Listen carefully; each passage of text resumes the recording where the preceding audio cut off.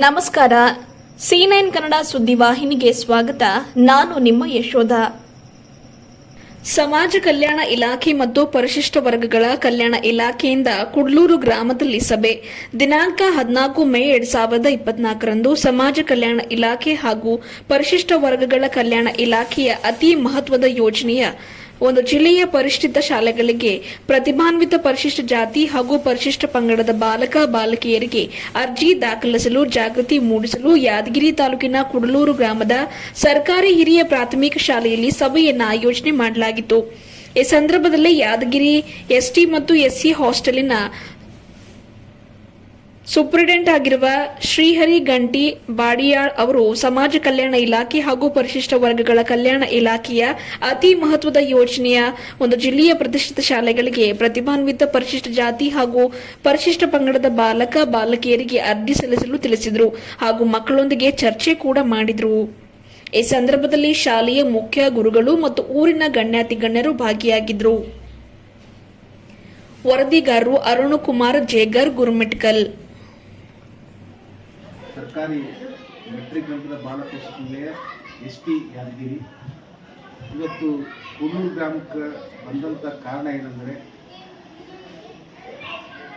ಪರಿಶಿಷ್ಟ ವರ್ಗಗಳ ಇಲಾಖೆ ವತಿಯಿಂದ ಪರಿಶಿಷ್ಟ ಪಂಗಡದ ಹಾಗೂ ವಿದ್ಯಾರ್ಥಿನಿಯರು ಒಂದು ಪರೀಕ್ಷೆ ಬರುತ್ತೆ. ಪ್ರತಿಷ್ಠಿತ ಶಾಲೆಗಳು ದೊಡ್ಡ ಯಾದಗಿರಿದಾಗ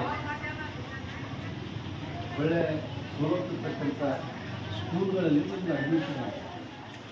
12ನೇ ಕ್ಲಾಸ್ ಅಂದಷ್ಟು ಪಿ ಯು ಸಿ ತನ ಅಲ್ಲೇ ನೀವು ಮುಂದುವರಿತೀರಿ. ಮತ್ತು ಎಸ್ ಸಿದವರಿಗೂ ಪರಿಶಿಷ್ಟ ಜಾತಿದವ್ರಿಗೂ ಈ ಸ್ಕೀಮ್ ಅದ, ಪರಿಶಿಷ್ಟ ಪಂಗಡದವ್ರಿಗೂ ಈ ಸ್ಕೀಮ್ ಅದ. ಎಸ್ ಸಿ ಮಕ್ಕಳಿದ್ರು ಇದಕ್ಕೆ ಅರ್ಜಿ ಹಾಕ್ಬೋದು. ಎಸ್ ಟಿಗೆ 28 ಸೀಟ್ ಅವ. 28 ಸೀಟಲ್ಲಿ 14 ಗಂಡು ಮಕ್ಕಳು, 14 ಹೆಣ್ಮಕ್ಳು.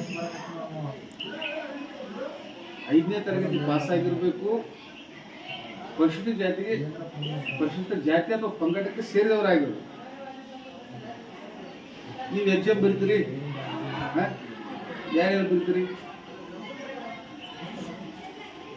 ಬರೀ ಹೆಣ್ಮಕ್ಳು ಇಷ್ಟೇ. ನೀವು ಬಾಮ ಪರೀಕ್ಷೆ ಬರೀತೀರಿ. ಯಾರು ಹೌದು ಇವಾಗ ಏನು ಎಕ್ಸಾಮ್ ಅಂತಾರೆ ಬರೀತಾ ನೀ ಏನು ಕೋಚಿಂಗ್ ಹೋಗಿದ್ದೆ? ನೀವು ಹೋಗಿಲ್ಲ. ಅಲ್ಲಿ ಲೈಬ್ರರಿ ಹೋಗಿದೆ. ಏನು ಹೆಸರು ನಿಮಗೆ? ಈ ಮನೆಗೆ ಹೋಗಿ ಏನೇನು ಕೆಲಸ ಮಾಡ್ತೀವಿ? ಯಾರು ಕೆಲಸ ಮನೆಗೆ ಏನೇ ಕೆಲಸ ಮಾಡ್ತೀವಿ? ಏನೇನು ಮಾಡಿದ್ವಿ? ಏನೇನು ಮಾಡ್ತೀವಿ? ಓದೋದು ಬರೆಯೋದೆಲ್ಲ ಮಾಡ್ತಾನೆ. ಓದ್ತಿದ್ದು ಶೂಟಿಂಗ್ ಓದೋದು ಹೆಂಗೆ ಏನು ಓದ್ತದೆ ಹೇಳ್ಬೋದು. ಯಾವಾಗ ಓದ್ತೀವಿ? ಕನ್ನಡ ಓದಿ 6ನೇದು ಓದ್ತೀವಿ.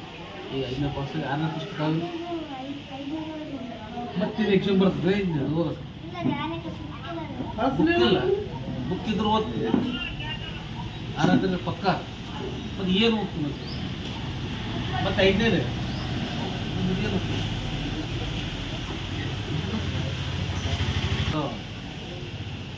ಕಂಪಾಕ್ sir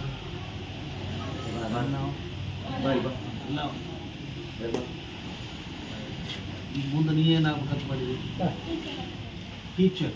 high school teacher, primary teacher, college lecturer. ನಿನ್ನೆ ಸಾಲಿಗೆ ಆಗ್ಬೇಕಂತ ಮಾಡಿದ್ವಿ. ಫಿಲಮಲ್ಲಿ ಸ್ವಲ್ಪ ಕಳ್ಸ್ಬೇಕಂತ ಮಾಡಿದ್ವಿ.